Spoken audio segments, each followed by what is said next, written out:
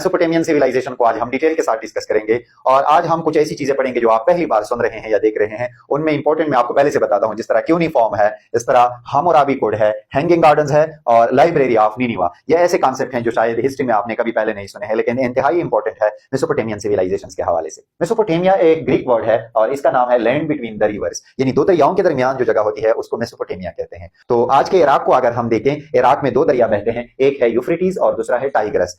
उर्दू में इसको दजला और फुरात कहते हैं। तो इनके दरमियान जो इलाका था, यहां पर यह सिविलाइजेशन परवान चढ़ी, इसलिए इस सिविलाइजेशन को मेसोपोटामियन सिविलाइजेशन का नाम दिया गया। और यह सिविलाइजेशन कितनी पुरानी है?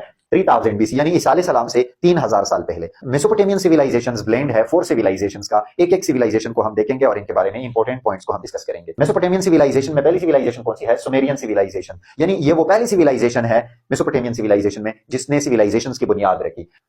सुमेरियन सिविलाइजेशन में ये सुमर वर्ड का मतलब क्या है? Sumer means the land of civilised kings, यानी तेजीब याफ्ता बादशाहों की सरजमीन।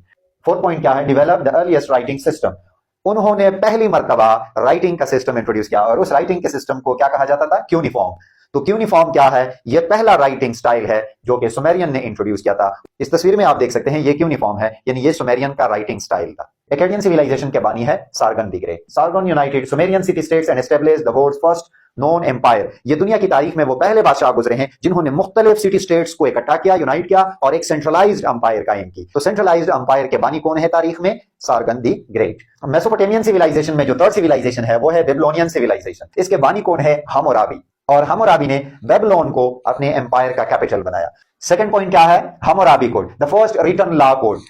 ये वो पहले बादशाह गुजरे हैं तारीख में जिसने अपनी रियासत के लिए कानून बनाया तहरीरी शक्ल में, और उसको हम्मुराबी कोड कहा जाता था। यानी ये दुनिया की तारीख में पहला कानून है रिटन फॉर्म में। इसमें कितने लॉज थे? 282 लॉज।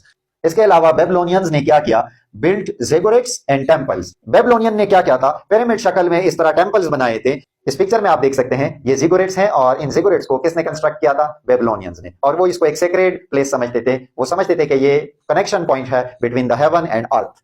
और असीरियन एम्पायर के बाद जब दोबारा बेबीलोनियन आए तो इसके एक बादशाह थे नेबुकदनेस्सर II। इसने हैंगिंग गार्डन्स बनाए। ये हैंगिंग गार्डन्स क्या है? आप यूं समझ लें कि ये आर्टिफिशियल माउंटेन होते थे, लेकिन स्टेप बाय स्टेप होते थे और इनमें वो दरख्त, बेलें, फूल उगाते थे। ये दरख्त, बेलें और फूल फिर इस तरह दिखाई देते थे गोया कि वो हवा में मुअल्लक है, यानी हैंगिंग है। और ये हैंगिंग गार्डन्स जो है ये एंशिएंट वर्ल्ड के 7 वंडर्स में से एक है। हैंगिंग गार्डन्स ये इंतहाई इंपॉर्टेंट है एमसीक्यूज के हवाले से। It is one of the 7 wonders of the ancient world. Mesopotamian civilisations में आखिरी सिविलाइजेशन एसीरियन सिविलाइजेशन है।